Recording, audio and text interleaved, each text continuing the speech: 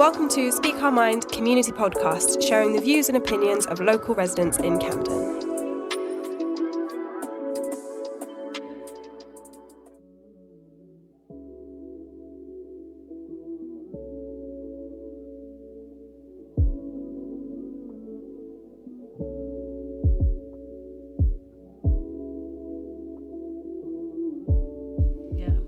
What about you? Well, I'm Andrea, and I have lived in Camden since I was a baby, so that is over 6 decades now. And how long have you lived in Camden? Let's just say, how do you find making new connections in your local area? Maybe we can talk about yourself. Hello, my name is Catalina. I don't actually live in Camden. I live in Bethnal Green. I'm an but activist, so I'm, whether it's on Zoom or whether it's in the community on the street, so in a exciting community centre like tonight, or a church, or anywhere, it's very, very important for me to communicate with other people. Well, I mean, do you have anything to say? I actually... making new connections in your local area? I actually have no way of making new connections in my local area in Bethnal Green, because it's quite, ever since lockdown, it's been sort of, everyone's been a bit too scared to interact with each other. But certainly I think in Camden, even just the network of mind, it's amazing, because people really want to connect. It's brilliant, and really want to engage. It's a good service. It's a very good service, yeah. Are you, Andrea, involved with Mind in Camden as well? Are you coming from there? Do you have anything to do with that? Well, I've been referred to the Resilience Network. Mm-hmm. So this is actually the first time that I've been... 14 years ago, I was involved with setting up the Drug User Forum in Camden. So this is like the first time I've done something which is actually local, Camden. I'm not, by the way, just as a matter of interest, I wasn't using drugs then and I'm not now, other than what I have to for pain control. But I think one needs to know that in case the police are listening, which they always are. Sorry, I'm just kidding. Yeah. But yeah, so what was the question again? About you were saying about this. We were talking about mind in Camden. Yeah. So you're I'm kind of feeling up. I just had a conversation with Shanaz earlier, so I feel quite optimistic. Because I said, look, this is like the best I've been for a long time. Oh, after years of either physical and or mental challenges. And so I actually have a charity that was set up to honour the memory of my life partner who died of AIDS and who was a very high-level AIDS activist back in the 90s. So I'd really like to get that going again. And I know that, there will be people, once they know it exists, who would want to be involved.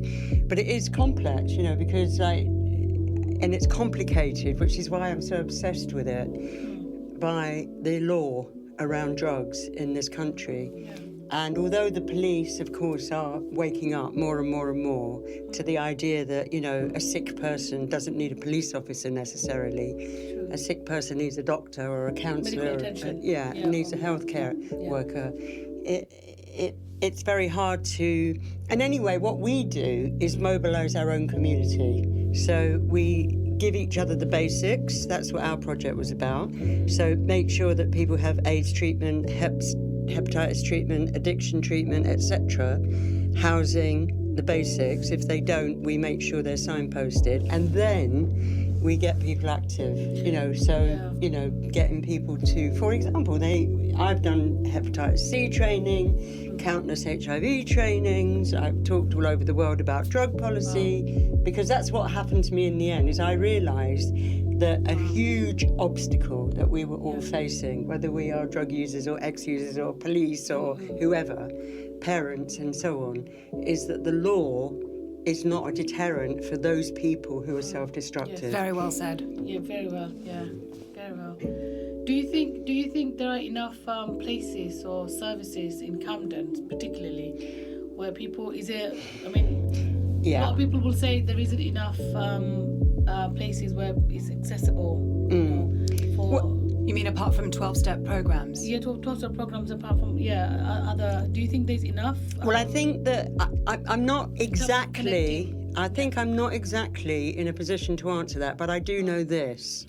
And that is that the atmosphere around addiction and drug-dependent people and drug use per se has either become completely liberal, as in recreational drugs. The police are not interested, so that makes the law a complete mess. And who respects it anymore? I mean, if you were landing here from Mars and you walked down the street and saw people smoking weed as they do, and the police just walk by and don't care, you'd think, well, what's the point of that law, right? Well, I do that all the time. Or the other extreme, which is, people are really in trouble, and then they'll be effectively punished until they get somewhere.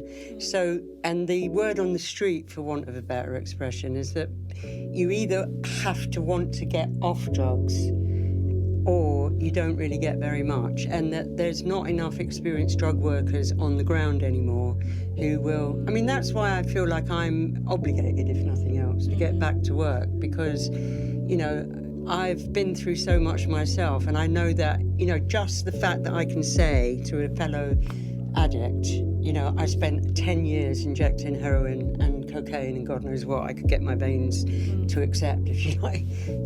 That qualifies me. They will listen. They know I know. Yeah. So, and we say, you can't bullshit a bullshitter. You can't bullshit a bullshitter. I like that line. Well, it basically means, right, because somebody's going to say, oh, I can't get to the doctor today because, I've got to go to school. Or they won't even say that. They'll probably make some other excuse, right? And I remember when I was working as a counsellor in an AIDS project, and this guy said he couldn't make it because of whatever the excuse was. Yeah. And I said, look, you can get your drugs later. Right now, please get to your appointment and then he was late. But at least he came. Yeah. Right? And I think if you have, you sort of have to, it's not a case of lowering your expectation, but it is a case of being realistic, right? This is a group of people who are dependent on illegal drugs. So how on earth are they going to be, because dealers don't open at 9 a.m. and close at 5. They open when the supply arrives. And that usually a lot later, yeah. So, so it's a very difficult, it's not an easy group of people to organise, but that's what we attempted to do. Yeah. Because John, who was my life partner who died from HIV, was a very, very good role model of an activist who and actually, to be honest, I think it was because he was dying that he became so, because his time was, limited. Yeah. He knew it was nearly over. So he had a good brain, and most of what he had really was this, he had the Martin Luther King thing. He could speak. Wow. So when he opened his mouth, he was very clear.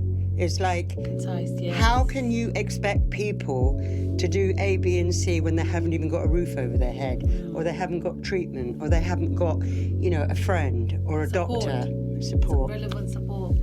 So yeah. So how long is it going to be until you'll be able to start up the charity again? Do you have any idea? Well, it's there. I mean, there's nothing. We've got 3 trustees. We've got all the bare minimums. It's there. There's no. There's nothing to stop us. And actually, we are doing things from time to time. I mean, I've been asked to sit on a panel with a very well-known AIDS, well, she's more a commentator, an academic, filmmaker, etc. Next month, she's coming to London to launch a new book. So it's still there and we're still doing stuff. But I think that now, because previously we had at least 10, 12 people involved, either at trustee level or on the ground. We haven't had an office, though, for 12 years at least. So it's a long time, not to have... We celebrated 10 years. In fact, it was 15 years ago. We celebrated 10 years. And, we haven't had an office since then because this government, as we all know, has closed quite a lot of projects down. So the places that used to give us office space have now gone. So it will be about, talking like this wherever possible and seeing what comes up and being faithful, because that's how it happened before.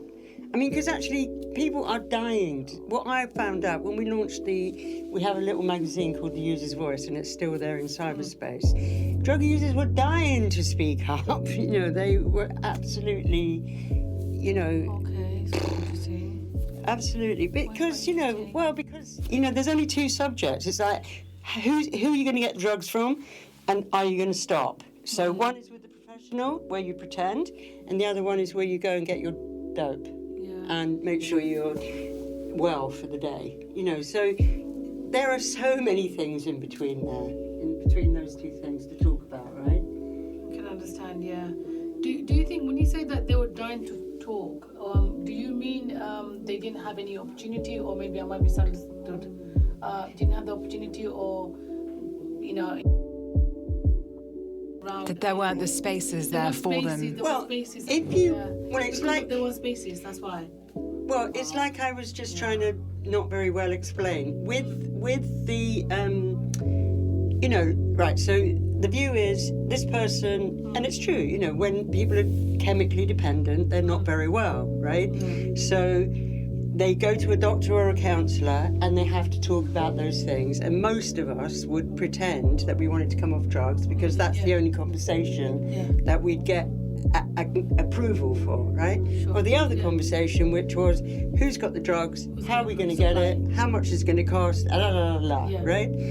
Or even, you know, sadder, the crime that we would have to commit in order to get the money to get the drugs. So those are the conversations. So everything else became really irrelevant. But when we launched The User's Voice, it was because HIV had begun to knock us out as a community. Like before HIV, hepatitis, but there was a treatment. But HIV at the time, 1988, there was nothing that really would save your life, as in John was dead by 95. So there was this need to say, you know, for example, the Community Research Initiative, which was largely run by healthcare professionals who happen to be gay men. In fact, you know, without the gay community of this country and a lot in the Western world, a lot of things would never have happened. The book I'm reading at the moment by Sarah Schulman is all about how people living with HIV and AIDS made things happen because they were literally fighting for their lives. And because the government was, well, you know, you have been having this kind of sex, therefore you don't deserve. And you've been injecting drugs, therefore you don't deserve. And you've been selling sex, therefore you don't deserve. So they had to make it happen themselves, yeah. But that did mean, like Extinction Rebellion now, they had to literally get themselves arrested time after time on the street, get a lot of media attention. They stopped, there was a very famous action that happened in 1988. They stopped the church. They literally went into one of the biggest cathedrals in downtown New York and stopped the service and were shouting. I mean, it was really intense. And there was actually big arguments amongst the activists whether, you know, they should be so forthright or not. You know, some people said, look, you should never have done that. How does that look in the media that, you know, we look like idiots, like going in and stopping people from having their right to faith and expression of faith and whatever. But the point was that it got the media attention, right? So, you know, and there were some very high-profile people, and I just happened to have been, in some ways, very fortunate to have had John in my life because, you know, he became one of those people back then. And, you know, so we ended up working with people. Do you know Peter Tatchell?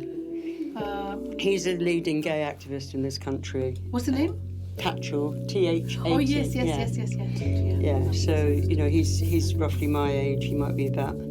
Anyway, so, you know, we all kind of coalesced around this issue of HIV. And, of course, things are very different now. But the messaging now is more about, you know, young, particularly men, and trying to convince them that they still have to be careful, because who wants to live with an STD for the rest of their lives, right? I mean, it's a crazy idea. But you know, because it's not killing people so much, and people also have this prophylaxis, so basically you can stop HIV in its tracks if you catch it. Welcome to Speak Our Mind community podcast, sharing the views and opinions of local residents in Camden.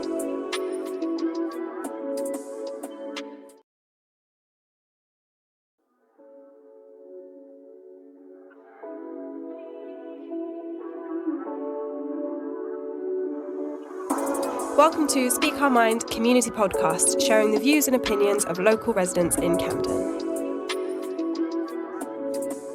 Basically, you can stop HIV in its tracks if you catch it the day after you've had sex, unsafe sex, or you can take something every day as a preventative measure. Yeah.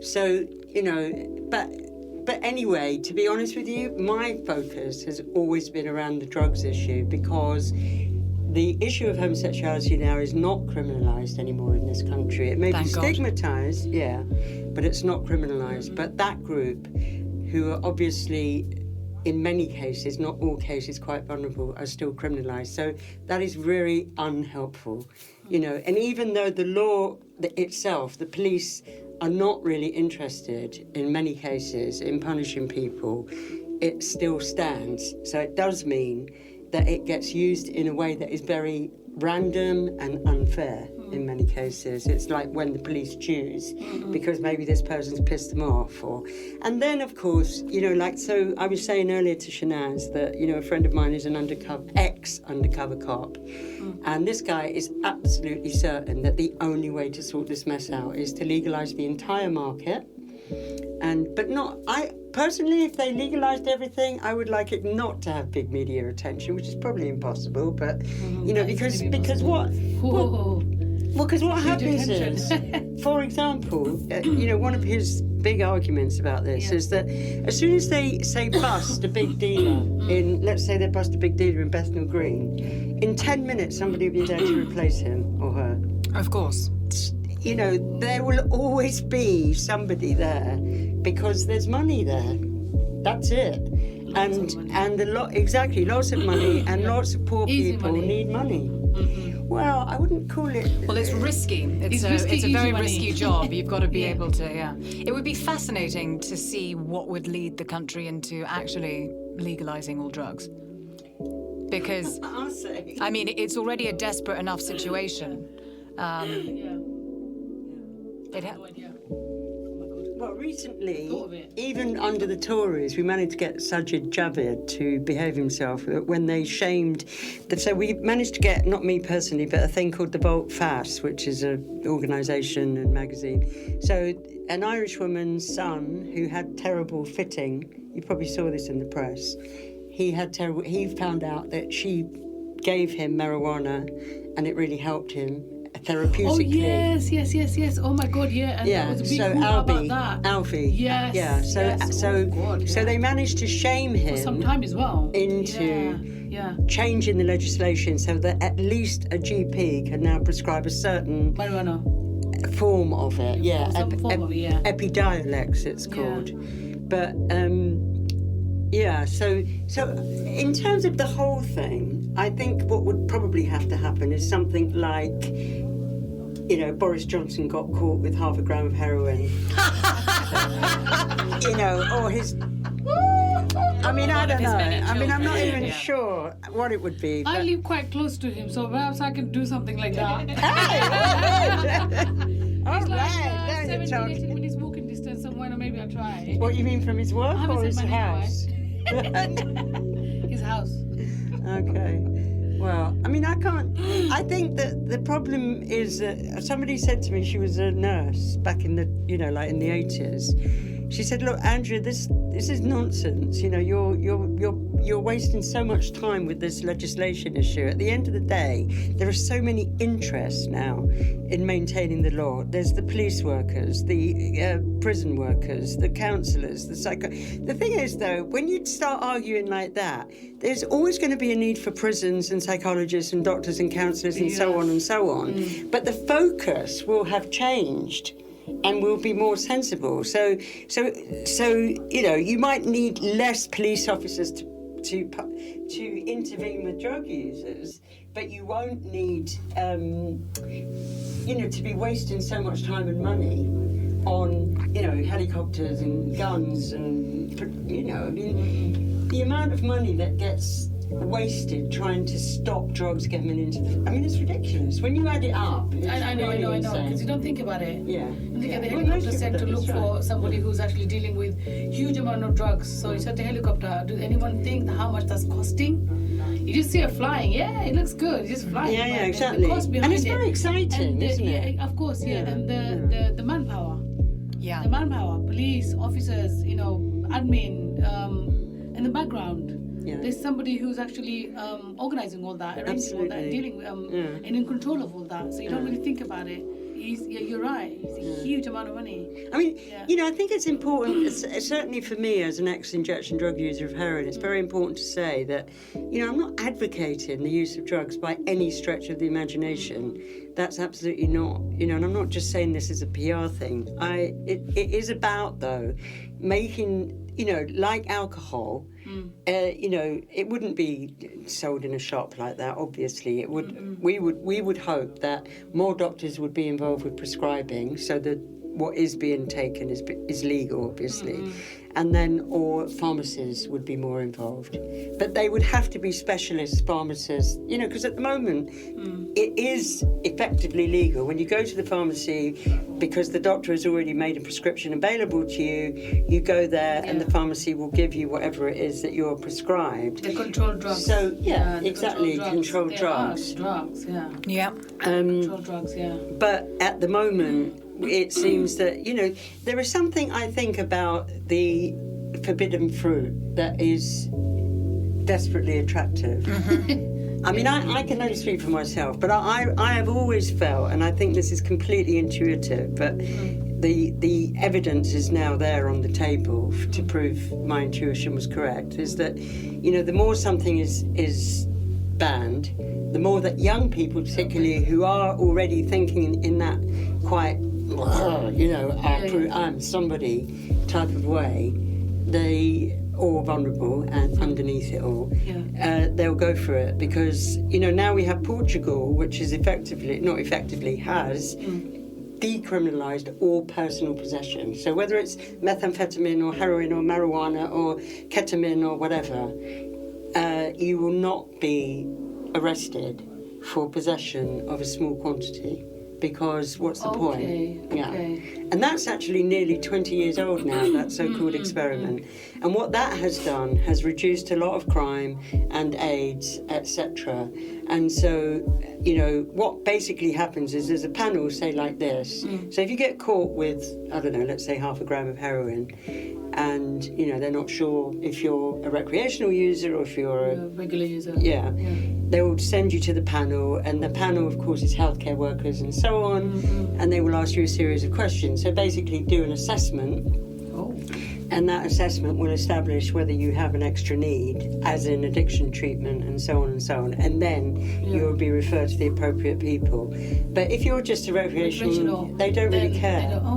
They might take the drug away, of course, but they won't be sending you to the police. Actually, you wanted to say something. No, I was just going to say that's extraordinary. That's not something that I knew of. But what a way to put the individual first, to have so the focus is on helping rather than punishing and hiding away. And then committing crimes and the things people do. Exactly. Well, your question earlier was really critical, actually, about I wonder what it will be that will actually change the legislation that dramatically. Because what happened in Portugal is that there were 1 million people already affected by HIV or heroin addiction. Wow.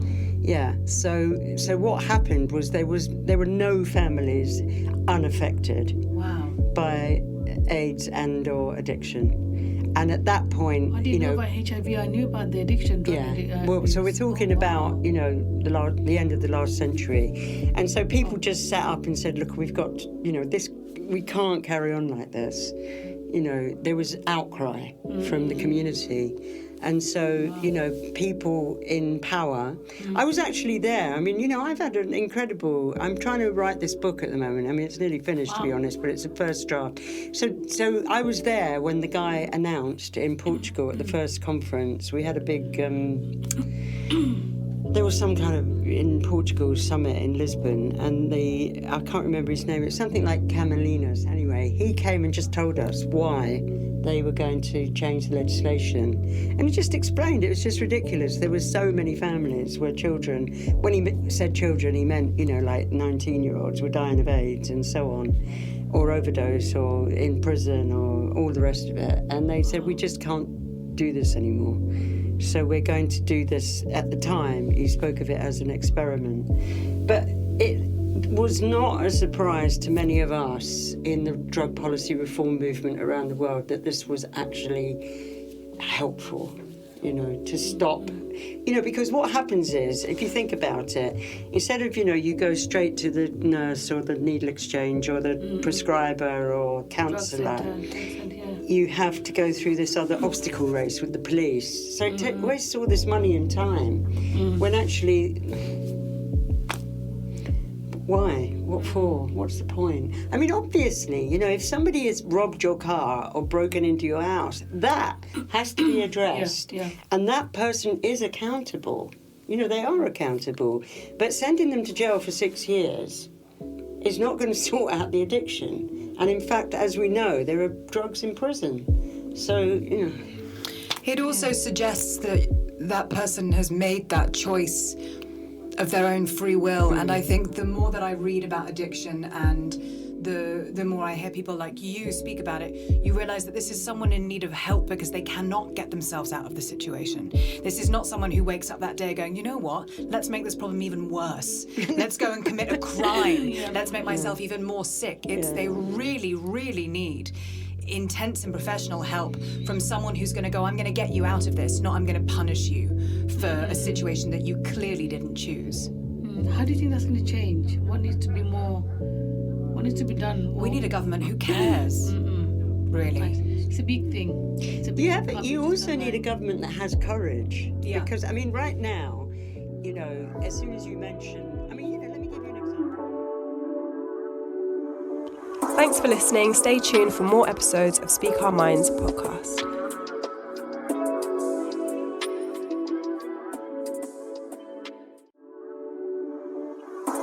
Welcome to Speak Our Mind community podcast, sharing the views and opinions of local residents in Camden. It's serious, right? So anyway, they were worried that I would get up and say something that would really upset one of the Afghans. Oh, I see. And this is a country where everybody is armed all the time. So, it's kind of like... we want to actually not get anyone killed. And Andrea likes to speak up. So anyway, to cut a long story short, what happened was that somebody who subsequently became an Italian congressman, who was a friend of mine then, he showed up at the conference and I burst into tears and said, look, Marco, they're not letting me in and I don't know what to do and da-da-da-da-da. And he was all nicely dressed, ready for the professional. And he just went and said to them, look, there's a problem here with a young lady who can't get into the conference and I need to know why that is.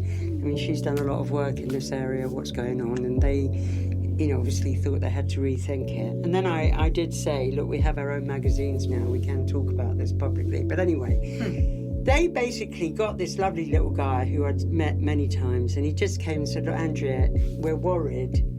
If you go out there and do what you normally do at this conference, we don't know what will happen. So what we need you to promise is that you just won't speak up. You will not go, especially in the main hall, please do not go to the microphone. And I said, fine, And at that point, that was the end of it. And then, in fact, what happened was, and, they knew me before that. They were, one of them was like, yeah, good old Andrea,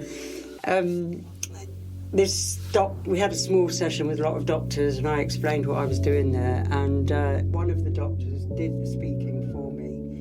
I didn't have to worry about it. He said, yes, you must get the drug users themselves to speak up. They can tell you what to do, or something like that. So people on the platform who were chairing that session were smiling inside, as they realised. But, Afghanistan feels that...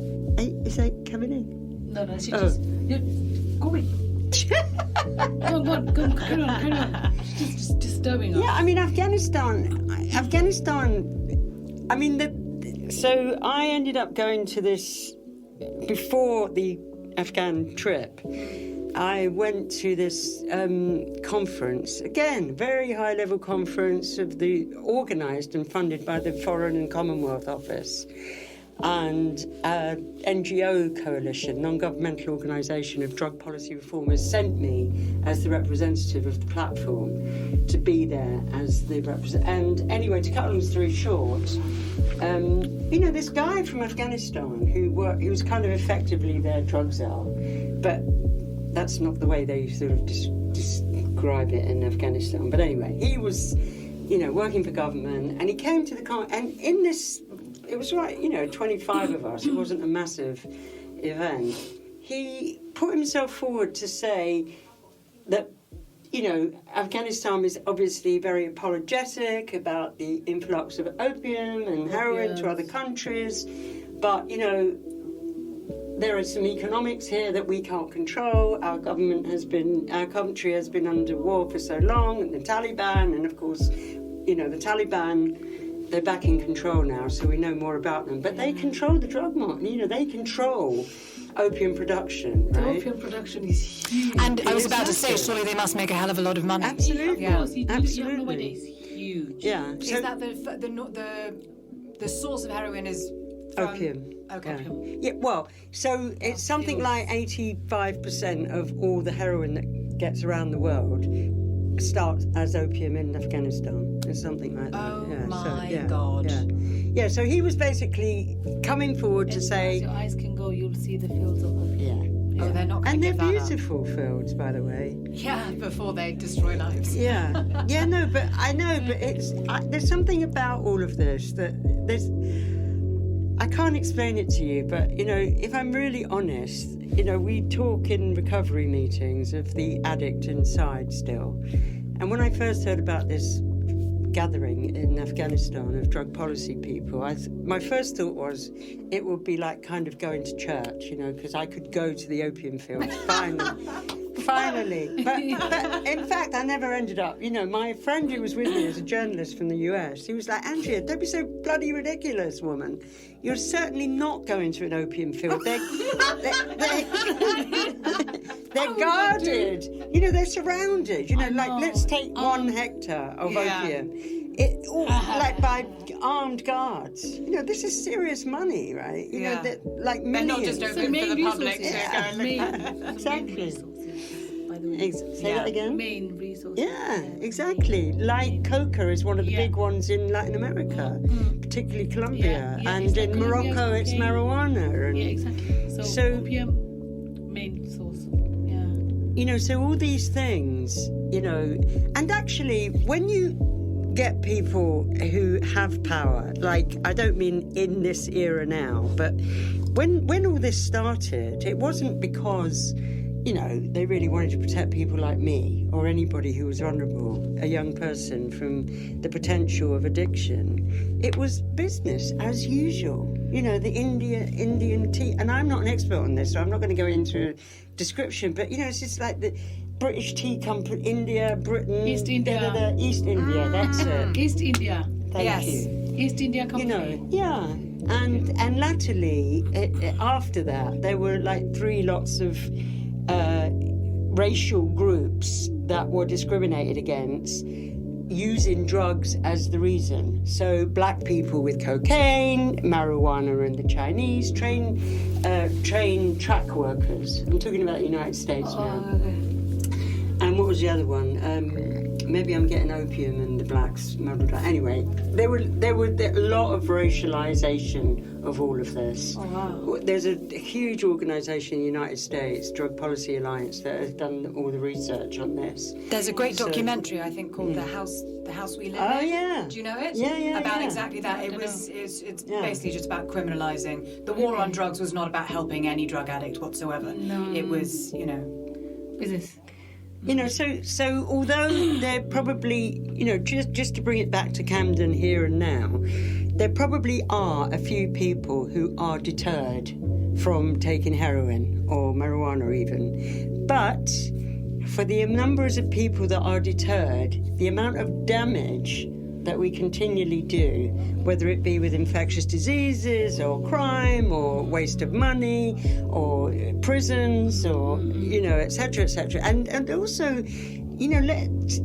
because recently, in the last few days, one of the drug users who's still active and in Greece is getting very political around the issue of women. The number of children that have been wrongly taken away from their mothers and their families is really an abomination. Obviously, if a parent is falling asleep at the wheel, as it were, every day, then something has to be done. But, there's a lot of people who are quite stable once they're actually medicated appropriately by a doctor. So to keep taking people's children away from them over and over and over, and then there are consequences. Of course. About the cost. Not to mention the cost. The cost. People don't think about that. The cost, the impact that it has. I've met countless women over the years in recovery meetings, and because I'm a parent myself, I don't feel guilty, but I certainly have a feeling of survivor guilt, because there was a time, not because of drugs, but because of my mental health, where I could have lost custody of or at least I feared that I could have lost custody of my daughter when she was 2. Oh. And so, it's a very, very, very, it's agony to even think about such things, never mind to actually go through it. And so these women, yes, they change their lives for the better because they are eager to get their children back in their lives. But sometimes there are mistakes made in this area. Sometimes children are taken away when actually the parents really somebody just made a judgment. They didn't listen very well and they took the child. And, and of course, and that's one of the things that makes me, it makes my blood boil at the moment, which is that because people like me have preached these so-called liberal ideas, the police also have got better things to do with their life and work than to intervene with drug users. It's very uncertain, I think. If I was using now, I would be very unclear about whether I was at risk or not of being arrested, right? Because, some police officers are like, oh, who cares? Just go and kill yourself. You want to die, you can see it, because they walk past and just casually walk past, they don't take any notice. Well, because unless somebody's actually... And that's how it should be, but then change the law. Make it official. Better strategy. Exactly. Better strategy. Make it clear. Firmer strategy. To be honest with you, I suppose if I was using, I wouldn't really care what the law was doing. I certainly didn't when I was actively injecting heroin and cocaine and other drugs. I didn't care. But, the reality is now that for people who are... 3 minutes. Yeah. Who are, observing all of this, it must be really... It's like, what's the point of having legislation that actually is completely disrespected by the police themselves? Any other ideas you have, like to make maybe the particular subject you're talking about? Just we have 2 more minutes. Yeah, I've got one. We can bring lots of people together in big halls and talk about this over and over again. Of course, why not? I'm serious. Open meetings. Did you think by talking about this today, do you think it's a really good idea having podcast and why not? Voicing your opinions and your views and ideas and Yes. concerns? I think so. Absolutely. Because I found it very listening to you. It was very interesting. It's amazing listening to you, Angela. It's amazing. It's extraordinary as well. There's so many Such a wealth of knowledge and the experience you have. Well, I am 61. I'm old enough to be your mothers, all of you, I'm sure. But you're so clear on your activism and how to make change. It's incredibly inspiring. Well, it is after 35 years of thinking, working, living this life. So, I've had enough time to think about it. Let me put it that way. It's nice. It was a pleasure. Yeah. Thank you. Thank you very much. Me. Thank you. Yay! No, you asked some really good questions. Very interesting. Very interesting.